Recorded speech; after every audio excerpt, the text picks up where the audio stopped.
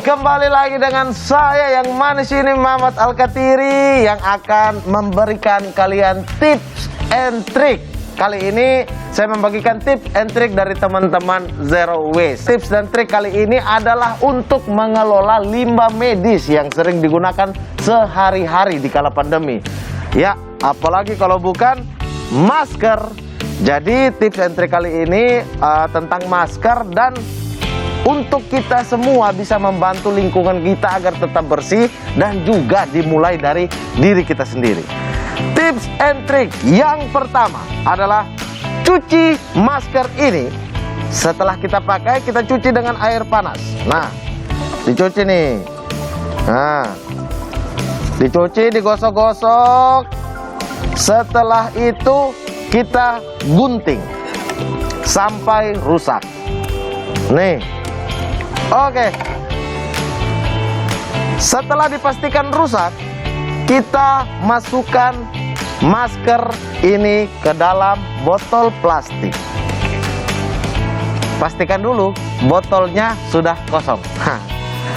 Kita masukkan. Nah, sebelum ditutup, kita semprot dulu dengan disinfektan. Ingat, ini disinfektan, bukan parfum. Setelah itu kemudian kita tutup. Nah, setelah ditutup botolnya, kita semprot juga bagian luarnya dengan disinfektan.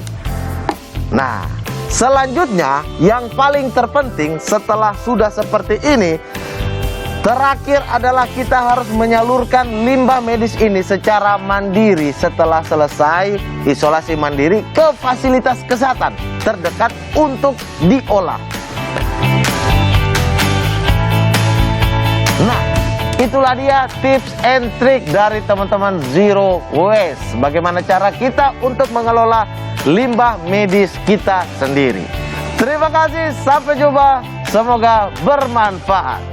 Ini tudingannya tadi sebenarnya harus ditindaklanjuti karena kan temuan ke lapangan itu kan pasti berbeda. Tapi Nitya mau dengar juga tadi Bu Lia sempat bilang ada yang harus diklarifikasi. Apa yang harus diklarifikasi Bu Lia?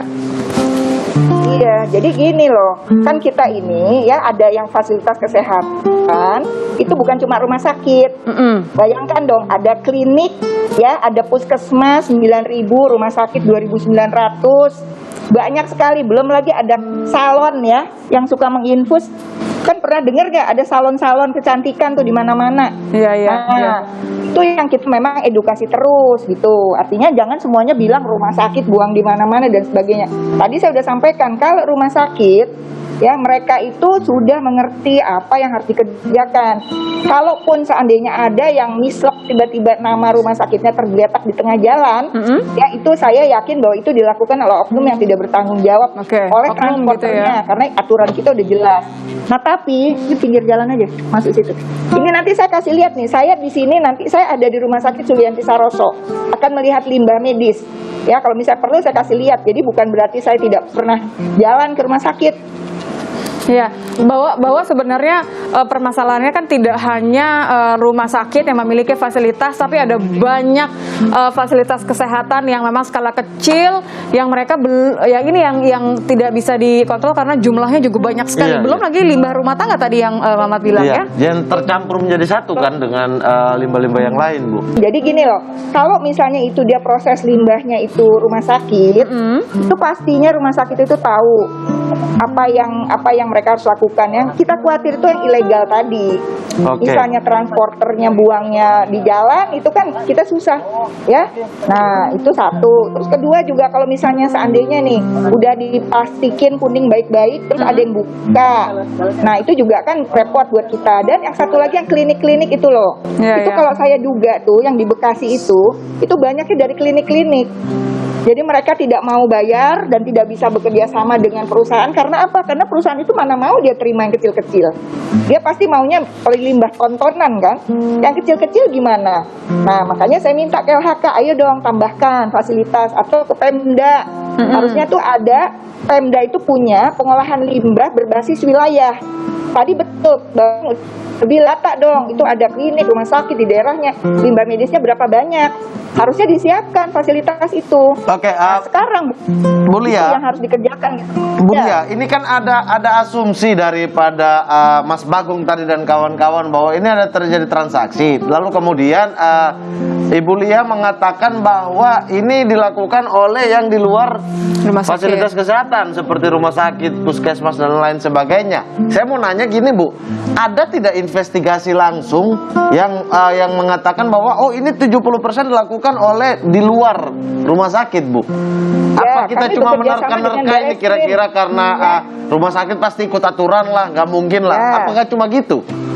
Ya gini, mungkin kita bekerja sama dengan Barreskrim ya, nanti mungkin Pak Andreas dan teman-teman bisa juga menjawab, karena kami kebetulan juga sudah minta mana-mana nih rumah sakit yang bandel. Kalau memang rumah sakit itu tidak mematuhi aturan, dan karena bukan, artinya gini, misalnya dia harusnya punya nih tempat pengolah, tapi karena dia nggak menuruti aturan, silahkan ditindak, karena pasti itu dia tidak memenuhi syarat. Tapi kalau misalnya taruhlah dia di Papua, dia di Aceh, di mana dia harus buang limbah, nggak ada satupun di provinsi itu yang punya izin pengelola limbah medis.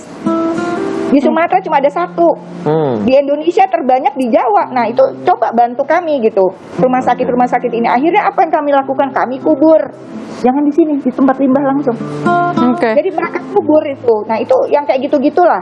Jadi Timpang kita sekali masih berarti ya, Bu ya. Oke. Ya. Sama Dan ini Nitya juga tadi kan sempat Mamat sebelumnya sempat menceritakan bahwa Tips and trick. limbah-limbah rumah tangga ini kayak misalnya yang kita pakai Masker setiap nih, hari Bu. kayak masker gitu kan. Itu kan juga sebenarnya masuknya ke limbah rumah tangga. Belum tentu semua orang tahu cara Iya. harus didisinfektan. Kalau Ada nggak sih? teman-teman dari Zero Waste tadi memberikan tips and trick itu masker kalau kita habis pakai dicelupin ke air panas, dimasukin dalam botol, lalu dikasih disinfektan, lalu kemudian kasih ke petugas kesehatan untuk dihancurin gitu. Bisa seperti itu nggak, Bu? Kalau kita sendiri, kesadaran masyarakat sendiri seperti itu? Ya, jadi sudah ada surat edaran dari KLHK nomor 2 tahun 2020 kemarin bagaimana mengelola limbah masker. Limbah masker ini tadinya dianggap sebagai limbah medis ya, karena memang kalau kita bicara gini kan kita nggak tahu ya kita positif atau enggak. Dan juga orang-orang isolasi mandiri udah pasti nampung virus berjuta-juta di sini. Iya. Bayangkan kalau kita buang ke tempat sampah, kasihan tuh teman-teman kita pemulung. Nah, kita menganjurkan dari Satgas, kemarin kita bikin pekan limbah masker masyarakat untuk membantu dengan mendesinfektan dulu. Jadi kita semprot, apakah kita rendam dengan air sabun biasa, baru kita gunting-gunting, baru kita buang. Nah, SE ini sedang diperbaiki dan sudah disetujui bahwa sebagian dari masker masyarakat itu bisa dinyatakan bukan limbah medis asal dilakukan desinfektan dengan baik serta digunting serta dirusak. Jadi ini belum keluar SE-nya, tapi kami sudah negosiasi dengan KLHK dan itu akan dirubah.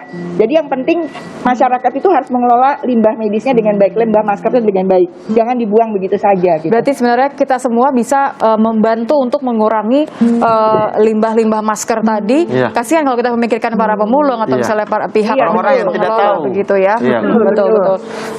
Bu Lia kayaknya masih mau jalan dikit. Kalau gitu Nitya mau undang sebentar ya Bu Lia ya sambil nunggu Nah Bu ini, Lia. ini saya kasih lihat nih ya, ini limbah medis nih, tempat limbah medis. Oh, oke. Ya, tempat limbah ya. Rumah Ini sakit saya apa, lagi Bu? Jalan nih. Ya, kita nih di rumah sakit dan lagi jalan untuk melihat langsung bagaimana di rumah sakit ini mengolah limbah medis. Jadi artinya kita tetap melakukan kegiatan yang preventif juga gitu buat teman-teman kita. Kan kasihan mereka udah kerja capek-capek kemudian dibilang mereka nggak menuruti aturan gitu. Ya mungkin Betul. sebentar saya lagi mencari. Ini rumah sakit dulu. mana? Rumah sakit mana, Bu? Lia? Sulianti Saroso, Pak. Oh. Mau ke sini. Oke. Ini semuanya orang Covid. Mau ke sini. Nggak boleh kan Bu? Jangan, Kami aja Bu. kalau dari tim media ada aturan-aturan yang harus dipatuhi, tidak Ya, boleh betul, pasti, mendekat. iya, iya. Sembari Ibu Lia jalan, kita undang Pak Andreas. Nitya mau undang Kasat Reskrim Bogor, kita undang ada Pak Andreas. Pak Andreas, terima kasih ya Pak sudah gabung. Timnya Pak Andreas ini juga lagi sibuk-sibuknya nih beberapa minggu terakhir karena terakhir ada temuan pembuangan limbah yang tidak seharusnya gitu ya. Berarti semuanya ada 4 kalau saya tidak salah ya. Ini semua sudah tertangkapkah Pak Andreas, orang yang membuang limbah medis ini? Baik, terima kasih Mbak. Jadi untuk orang yang membuang medis secara langsung dari satu hotel di Tangerang Kota menuju ke TKP atau lokasi itu ada di Cigudeg dan Tenjo. Buangnya sudah kami lakukan penangkapan dan penahanan. Pertama itu dilakukan pada tanggal 6 dan 7. Kemudian sisanya DPO 2 orang. Namun pada tanggal 19 Februari kemarin kami berhasil melakukan penangkapan kepada sisa DPO 2 orang tersebut. Oke, penyelidikannya sudah sejauh mana Pak? Maksudnya sudahkah diketahui siapa yang menyuruh mereka untuk membuang di situ? Apa alasannya? Apakah ini yang pertama kali atau sudah sering dilakukan pembuangan secara tidak benar, tidak sesuai dengan prosedur? Jadi untuk kegiatan tersebut sudah dilakukan selama 3 kali. Yang pertama pada tanggal 25 Januari, kemudian 27 Januari, dan juga tanggal 2 Februari. Itu diambil dari lokasi yang sama di hotel di Tangerang Kota, di mana hotel tersebut merupakan tempat isolasi pasien COVID. Yang ketiganya itu dibuang di lokasi yang sama, di TKP yang sama. Oke, berarti ini memang 3 kali, baru 3 kali ini berarti ya? Setelah hotel tersebut digunakan untuk para pasien COVID-19 yang menjalani isolasi mandiri, begitu ya Pak ya? Iya, benar sekali. Oke. Ini dia mau ke Bu Lia lagi, Bu Lia. Terakhir Bu Lia, berarti kalau tadi kepolisian kan juga sudah menyelidiki berdasarkan temuan-temuan begitu. Bagaimana Satgas COVID-19 ini juga bekerja sama dengan kepolisian untuk memastikan ya hal ini sebisa mungkin tidak terjadi. Karena ini PR yang besar sekali ya Bu Lia ya. Bu Lia masih berusaha untuk menunjukkan tempat pengolahan limbah ya Bu? Iya, boleh. Ini saya bareng nih di sini nih, saya di depan tempat penampungan limbah yang di rumah sakit ya. Artinya kami di rumah sakit ini pasti akan ngikutin prosedur. Ya, jadi kita akan, ini ada timbangan tuh, di depannya ada timbangan, kemudian ada tempatnya tertutup, TPS-nya juga berizin. Ini semuanya harus dikerjakan kalau di rumah sakit. Bukan berarti kita buang di mana-mana gitu. Semua ini rumah sakit ini yang benar ya Bu ya. Berarti memang ini contoh yang benar. Iya, Julianti Saroso sejauh ini berarti masih mampu untuk mengolah limbah medis sendiri, Bu Lia? Julianti Saroso hebat, punya sendiri insineratornya malahan, ya Pak, bener kan Pak? Jadi punya pengolahan sendiri. Jadi limbahnya nanti setelah diangkut dari ruangan-ruangan, maka akan ditimbang di sini. Nanti ditimbang akan masuk ke limbahnya juga ditulis tuh infeksius. Ya, termasuk yang ini nggak Bu? Terakhir Bu Lia, termasuk yang tadi nggak Bu? Kayak misalnya plastik yang masih bisa diolah kembali itu juga bisa, itu juga langsung dilakukan oleh. Kan rapi, semuanya ditaruh kantong plastik kuning, bawahnya ada palet. Di sini belum ngolah infus ya, botol ya, enggak. Ya, kalau di sini tidak melakukan olah botol inflabot. Jadi semua akan dibakar, ya. Jadi semua yang udah dari ruangan itu akan masuk ke tempat penimbangan sementara ini, masuk incinerator. Tidak boleh lebih dari 2 kali 24 jam. Tidak boleh lebih dari 2 kali 24 jam. Tidak boleh lebih dari 2 kali 24 jam, harus sudah masuk ke incinerator yang ada di samping sana gitu.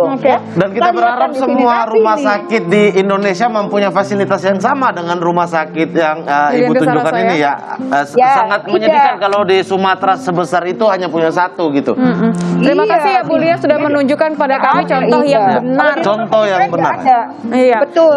Jadi tadi akhirnya nanti dibuanglah di sana, dibakar. Ada tempat pembakaran khusus. Terima kasih Bu Lia sudah menunjukkan kepada kami contoh yang benar. Mudah-mudahan ini jadi pembelajaran PR juga nih tadi untuk tempat-tempat yang lain. Selamat bertugas Bu, sehat-sehat ya Bu. Ya, sehat-sehat Pak. Mari Pak. Sehat-sehat Ibu Lia. Terima kasih sudah bergabung bersama kami. Oke, Pak Andreas masih Ya, sama Mbak. Wah, masih Pak sama Andreas Nitya ya, Pak menikmati ya. vlog dari Mulia ya. Tapi memang ini kan sebenarnya jadi pertanyaan banyak orang ya, Pak Andreas ya, gitu. Kalau Ya. kepolisian menemukan ini kan berdasarkan temuan, berdasarkan laporan gitu. Sejauh mana sih, apakah pernah dilakukan investigasi terkait dengan limbah-limbah medis lain begitu? Tapi dijawabnya usai jeda ya Pak ya. Nitya akan kembali sesaat lagi. Pak Andreas mohon dijawab tadi pertanyaan Nitya soal investigasi. Jadi mereka oknum ini transporter bodong ini dibayar sekali ngangkut 1 juta Pak. 1 juta untuk 2 mobil box. Berapa banyak yang diangkut untuk 1 juta tadi?